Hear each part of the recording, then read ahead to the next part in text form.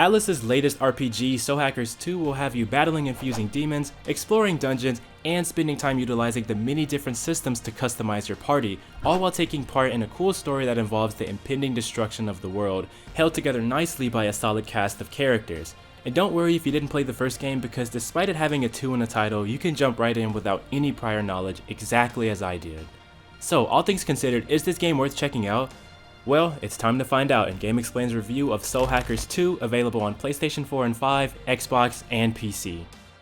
Soul Hackers 2 centers around the characters Ringo and Fig, who, to put it simply, are robotic supercomputers given human form that possess the ability to soul hack or bring back the dead. They came into being as a physical manifestation of an artificial intelligence named Ion in order to combat an imminent threat to humanity's future brought on by a mysterious group called the Phantom Society.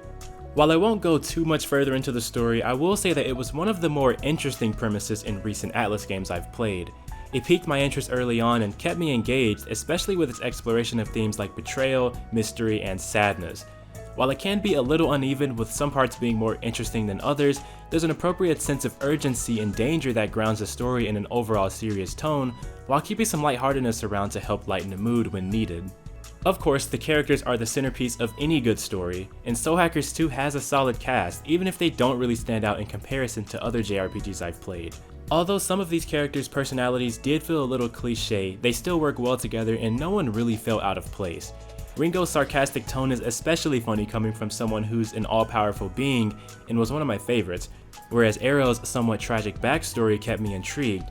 Then there's Melody's tough outward appearance directly contrasting her somewhat friendly personality, and then Saizo, who's the comic relief of the group, as he'll frequently say funny remarks every now and then to lighten the situation. While I do like these characters, the pace at which they joined the party felt a little quick. Within 3 hours of playing, you'll likely already have your main party collected, as they join almost one after another with barely any time in between. While this does give the story a sense that these characters are all suddenly thrown into the situation, it also feels like the story was rushing to get the main party together, and despite the pacing eventually leveling out after everyone is present, the entire story still felt on the shorter side, taking me around 20 to 25 hours to finish it, although there are plenty of things available to extend that playtime. As you make your way through the story, you'll find yourself exploring a variety of dungeons, some optional and some mandatory. And this is where you'll be spending most of your playtime, so it's a good thing that each dungeon has its own visual theme, from a shipping district to an abandoned subway. Unfortunately, they're not particularly extravagant, especially as a lot of them involve you running around simplistic environments, which can start to feel a little boring after a while. However, there is one feature that made the dungeon crawling more interesting, which is Demon Recon. At the start of every dungeon, Ringo will send out her demons to do reconnaissance, and as you make your way through, you can find them hanging around. Talking to them can yield items, money, or even other demons that might join up with you. I like this aspect a lot because the demons sometimes have some pretty funny things to say when you speak to them. It gives them a bit more screen time as well, since they don't appear as much in battle, and also gives you an incentive to explore every corner, which help keep the dungeons from getting stale due to their basic designs. Of course, you're not just tracking down demons, but battling them too, and thankfully there aren't any random encounters to be found here. Instead, you'll actually see them out in the world, albeit in generic blob form, with their color indicating specific traits like red being normal enemies, larger purple ones being stronger than average, and finally yellow colored ones, which are rare but will drop valuable items. You only have to touch one to initiate a battle, though you can get the upper hand with a slash to knock them down, allowing an ally to launch a preemptive strike.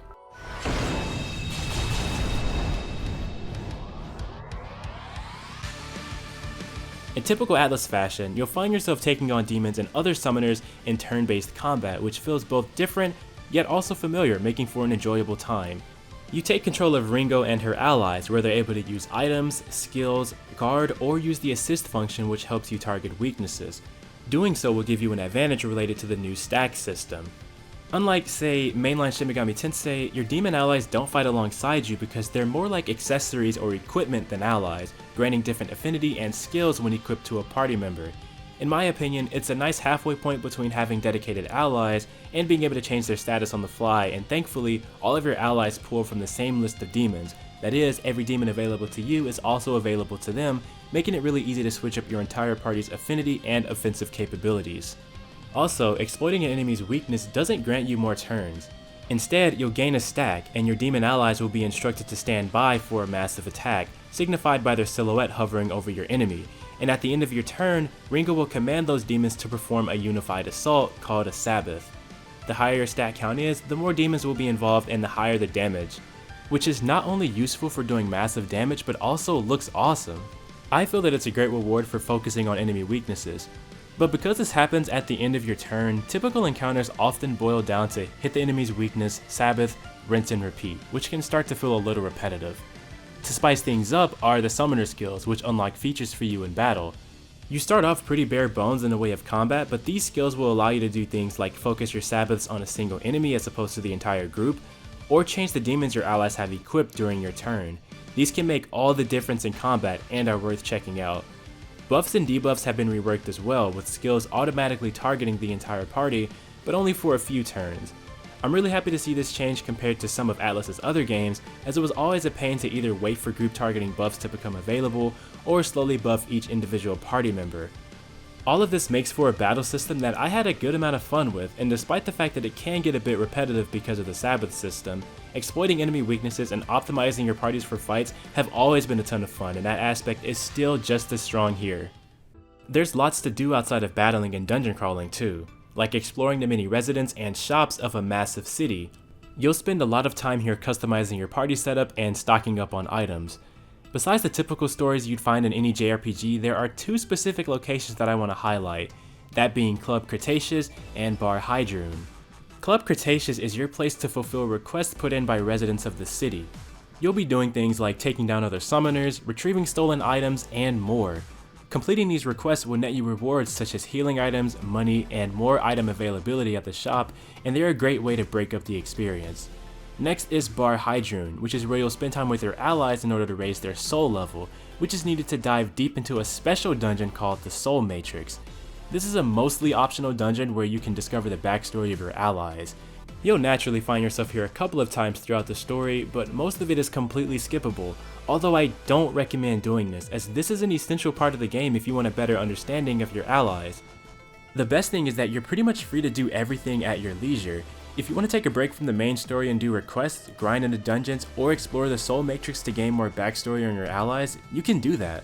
So once again, there's hours of content that you can do outside of the story, and if you skip out on them, your experience won't be as rich. You'll be missing out on character development, and you won't see everything the battle system has to offer.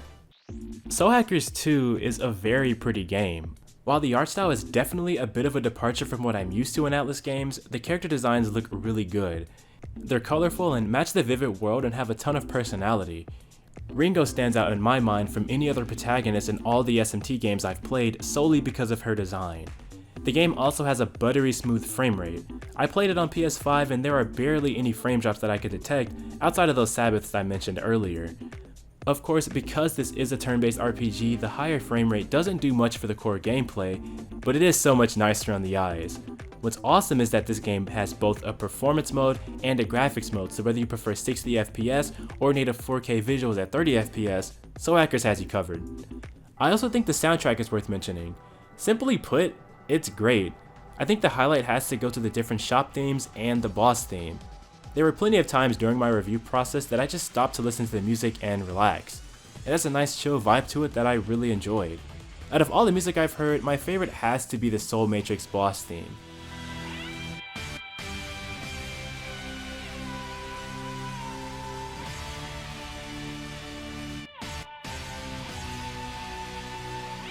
There's no shortage of high energy battle music and they're all great. But Soul Hackers 2 isn't perfect and I have a couple of gripes. The first is the camera control. It's really close to Ringo at all times and it can be a bit of a pain to deal with when exploring the narrow dungeon hallways. There have been plenty of times that I've been caught off guard by enemies when I was simply trying to look around. The camera is also really slow to rotate and there aren't any settings to raise the sensitivity. Another thing I wasn't a fan of was the attack animation in the dungeons. It's somewhat slow and Ringo lunges pretty far while swinging, and if you miss, you're surely going to get attacked first, giving the enemy an advantage in battle. It's not a huge deal, but it is a little disappointing compared to Atlus's other games with much faster animations. I also want to point out that despite me praising the music in this game, there's a disappointing lack of unique themes for most of the dungeons you'll be exploring in the main story. Only a handful of dungeons change things up in the music department, and while it's also not a huge deal, it would have made them stand out more from one another. And lastly, I want to briefly touch on that Day 1 DLC, as the game will launch with extra content including 6 outfit packs, 8 exclusive demons, a booster item pack, and a new DLC story titled The Lost Numbers, which revolves around a new character.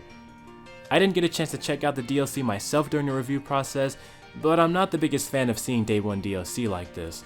Some of the contents feel like they should have been included in the base game, such as the exclusive demons and the booster item pack. I can kind of understand outfit packs that represent other Atlus games, like the Persona 5 or Shin Megami Tensei 4 outfits, but locking demons behind DLC feels wrong, especially when they were demons that were in the base experience in previous Atlus games. This isn't to say that the game or story felt incomplete in any way, but it does kind of feel like some content was purposefully held back for the DLC, which is disappointing. So overall, I enjoyed my time with Soul Hackers 2. While there were certainly some aspects of the game that I was a little mixed on, such as the somewhat basic dungeon design, it was offset by the fun battle system and great music, which is something I've come to love about most Atlus RPGs, and is one of my favorite aspects to the entire game. Plus, the story kept me engaged as I uncovered the mystery of why exactly humanity's future was at stake. There's a lot to like here, and I actually ended up liking it myself. So if you are a fan of Atlus's previous games, or even a fan of turn-based combat or RPGs in general, this game is worth checking out. And that's going to do it for my review of Soul Hackers 2. Thank you all so much for watching this video, and make sure you subscribe to GameXplain and ring the bell for a lot more on Soul Hackers 2 and other things gaming too. Until next time.